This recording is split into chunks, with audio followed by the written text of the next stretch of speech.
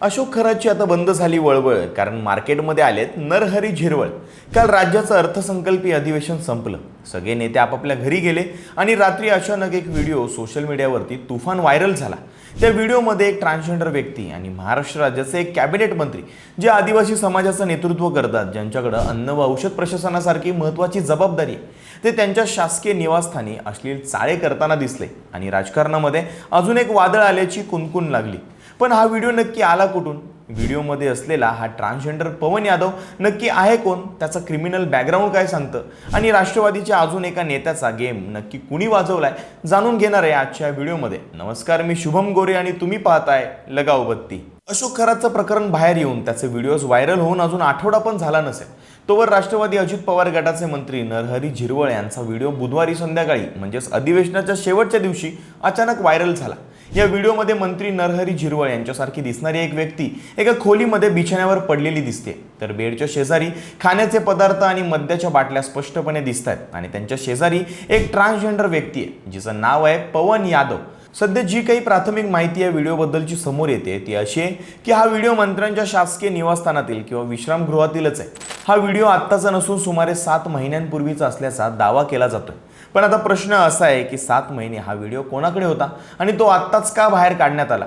तर पवन यादव याच्या स्वतःच्या भावानेच, ज्याचं नाव रवी यादव सांगितलं जातंय, तर रवीनेच खास पत्रकार परिषद घेऊन हा व्हिडिओ व्हायरल केल्याचं बोललं जातंय। तर सगळ्यांनाच पडलेला प्रश्न की हा पवन यादव नक्की आहे तरी कोण? तर हा पवन यादव किंवा ही पवन यादव एक ट्रान्सजेंडर महिला आहे। तिचा भाऊ रवी यादवने असा आरोप केलाय की हा पवन खंडणी गोळा करण्याचं काम करतो।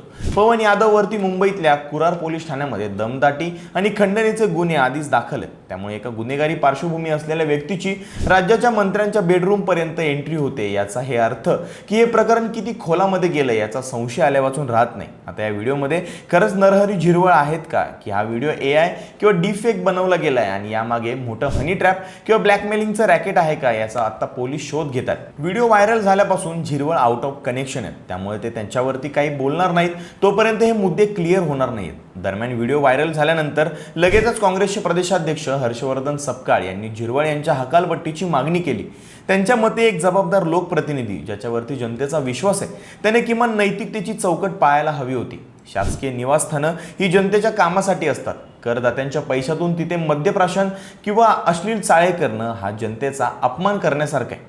आता तुमच्या माहितीसाठी सांगतो, झिरवळ हे काय पहिल्यांदाच वादामध्ये सापडलेत असं नाही आहे। तुम्हाला आठवत असेल तर मागच्या 1-2 महिन्यापूर्वीची गोष्ट आहे। त्यांच्याच अन्न व औषध प्रशासन विभागातील एक कारकून राजेंद्र ढेरंगे याला मंत्रालयामध्ये 50,000 रुपयांची लाच घेताना रंगेहात पकडलं होतं। त्यावेळी ढेरंगेने दावा केला होता की त्याने ही लाच झिरवळ यांचे स्वीय सहाय्यक रामदास गाडे यांच्या सांगण्यावरून घेतली होती। तेव्हा झिरवळ यांनी असं म्हटलं होतं की जर माझा संबंध आढळला तर मी राजीनामा देईल। पण आता या सेक्स स्कॅन्डलने त्यांच्या नैतिकतेचा पूर्णपणे बुरखा फाडलाय असं म्हणावं लागेल।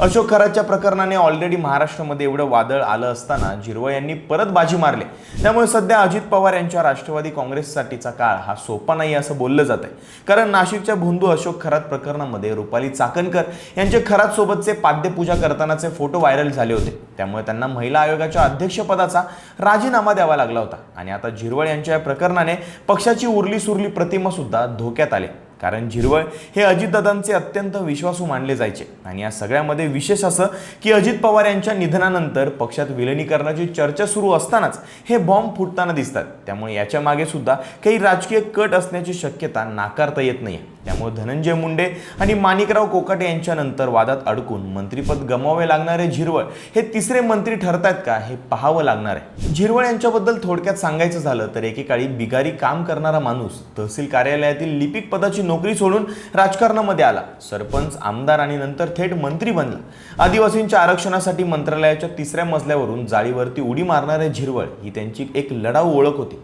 पण सध्याचा व्हिडिओ बघून सगळेच हादरलेत। वैयक्तिक आयुष्य हा कोणाचाही खासगी अधिकार असू शकतो, पण जेव्हा तुम्ही शासकीय निवासस्थान वापरता आणि संविधानिक पदावरती असता तेव्हा तुमची नैतिकता सार्वजनिक मालमत्ता बनते। आता या प्रकरणावरती मुख्यमंत्री काय कारवाई करतात? झिरवळ यांचा राजीनामा घेतला जातो की हे प्रकरण सुद्धा काळाच्या ओघामध्ये असंच दाबलं जाणार आहे, हे बघणं महत्त्वाचं ठरणार आहे। बाकी तुम्हाला या नवीन प्रकरणाबद्दल काय वाटतं कमेंट्समध्ये नक्की सांगा आणि लगाव बत्ती यूट्यूब चॅनलला सबस्क्राईब करायला विसरू नका।